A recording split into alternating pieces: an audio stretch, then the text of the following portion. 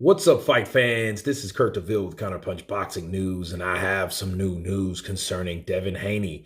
Devin Haney states that I'll fight Tank at 135, but no rehydration clause. Nobody at 140 intrigues me. Wow. Devin Haney says, yeah, we got to see if that is my last fight at 135 pounds. I don't know. There are so many big fights at 135. It's hard for me to go to 140. I can't say that anything at 140 intrigues me, really. All of the big fights are at 135. We have to see how I feel on May 20th. Haney said in an interview with Boxing Scene, he said, yeah, of course, I would stay at 135 to fight Davis. I would love to stay at 135 to fight the biggest names. It all starts May 20th. I have to be victorious in my next fight, and those fights will line up. Haney has made it evident, however, that he would not agree to a catchweight contract clause as Garcia did with Davis, catering to demands to the fight at 136 pounds with just a 10-pound rehydration limit. Truthfully, I wouldn't and I couldn't do a hydration clause. At the end of the day, I'm the man with the belts and hardware, said Haney. If Ryan was to win, we could possibly get it on at 140. Obviously, the world knows I have trouble making 135. Maybe we can do it at 140 or even 135, no rehydration clause. I never do rehydration clauses. The biggest fights are at 135 pound division. And let me counterpunch. I think there's some fights at 140 that could be made, but the problem is that there's too many fights that didn't happen. We're starting to see some fights develop. We had Loma Tio. We had Tio Kambosos. We had Devin Haney Kambosos 2 times. And now we're having Haney Lomachenko.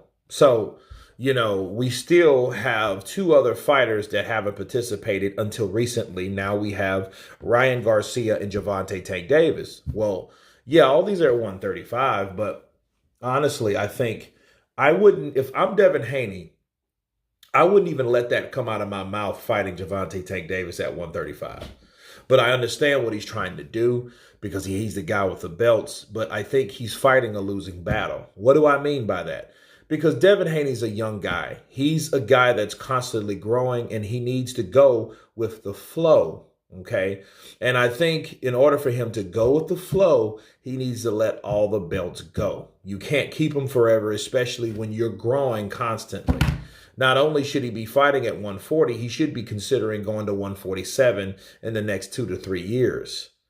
But him saying, I don't see anything that interests me at 140 because I think Devin has been focusing only on 135 and the fights he wants there instead of looking at the fights that can potentially happen with the same fighters.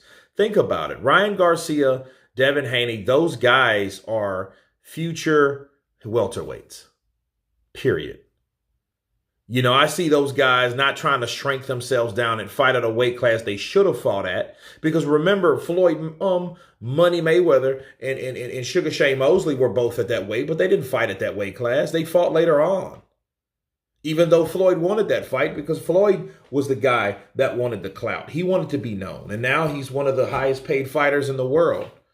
Right? People know him and people know who Floyd is. But it took a while. Okay, so when it was time to move up, it was time to move up. And I think Devin Haney trying to fight, even Loma, this could be a fight where Devin Haney looks again like a Skeletor and goes in there not at his best. And Loma wipes the floor with him. It could happen. Why? Because he shouldn't have stayed at the weight class that he's having trouble making weight in. Yes, you got those accomplishments. Yes, you defended the belt against Kambosos in a rematch. Okay, and if you can defeat Lomachenko, okay, it's no need to be at 135 anymore. You need to go elsewhere. So I suggest to Devin Haney, he needs to find some fucking fights that intrigues him. How? Josh Taylor, former undisputed champion, Regis Prograis, which is now a free agent. right? You got a lot of fights that's coming there. And hey, you forget Tank Davis once upon a time beat Mario Barrios up there, and then you have Mario Barrios. There's people there, people that he can fight. So I think, he's focusing on that weight class, just like Canelo is at 168. He's not the only one that's doing it, and I get it, but I don't think it's healthy for him to keep trying to make a weight that he's uncomfortable making. That's why he requires no rehydration clause, because his ass is by the time he makes that weight and he's shrunk and shriveled up and mad and mean and pissed off, he can barely walk, right? And once he get off those scales, they're drinking, they're pulling some a Pedialyte down his throat. Yeah, that's not healthy. People can die of strokes that way.